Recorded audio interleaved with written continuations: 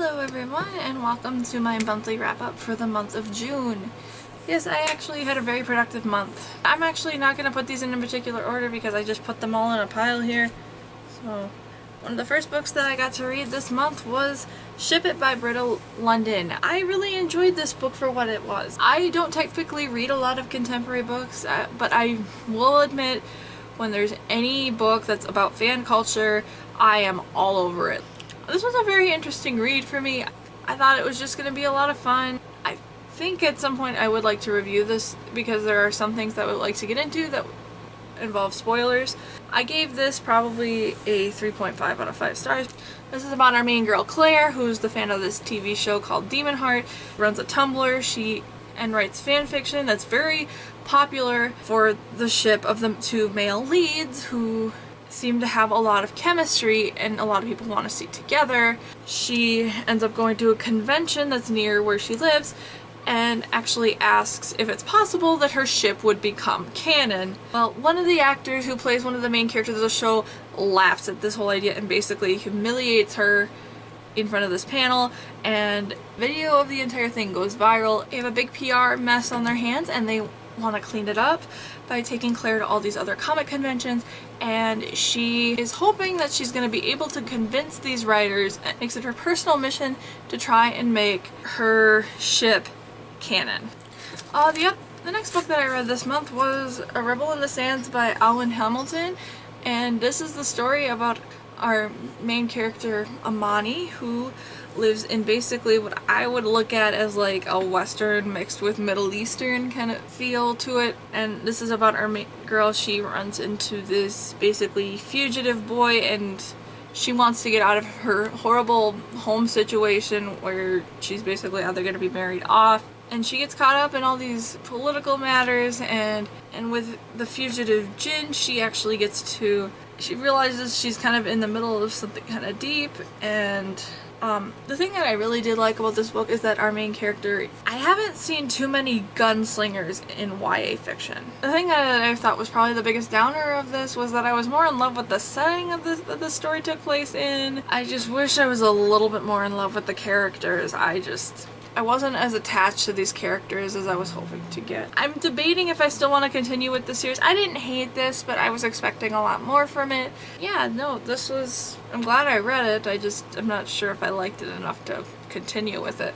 And the next book that I read was actually one that only took me 2 days to read, and that is Book of Three by Lloyd Alexander, and this is the first book of the Chronicles of Prydain. If you remember the Disney movie Black Cauldron, it is based off of these books.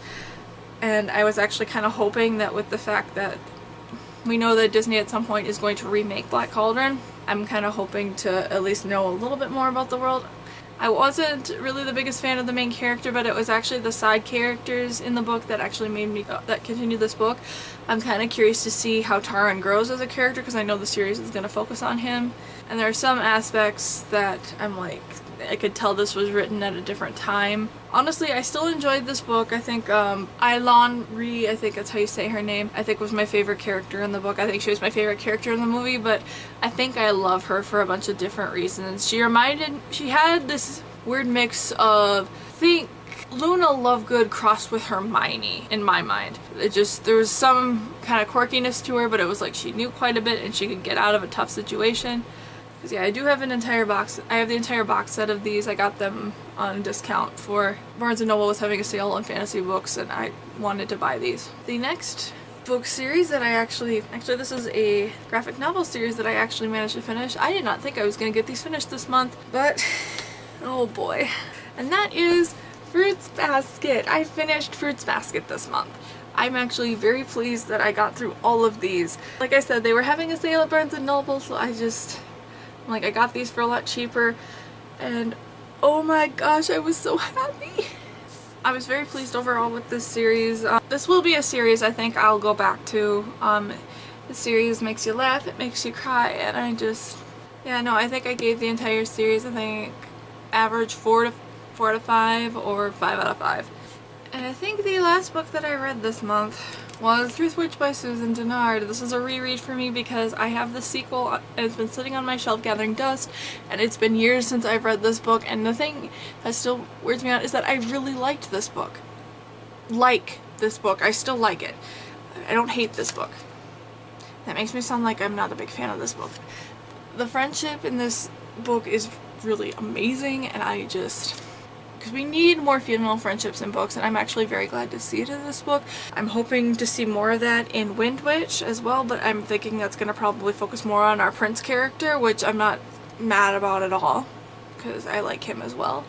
Yeah, this is... I think I raised my rate a little bit for this one, because I think I only gave this a 3 stars when I first read it, and I think I gave it a 4 my second time, because honestly this series is a lot better than I gave it credit for the first time I read it. Yeah, it's just, its biggest weakness is the fact that it has to take the time to establish the basic rules of this world. But this book is about our 2 girls, Safia, who is a truth witch. She can always tell when somebody's lying to her.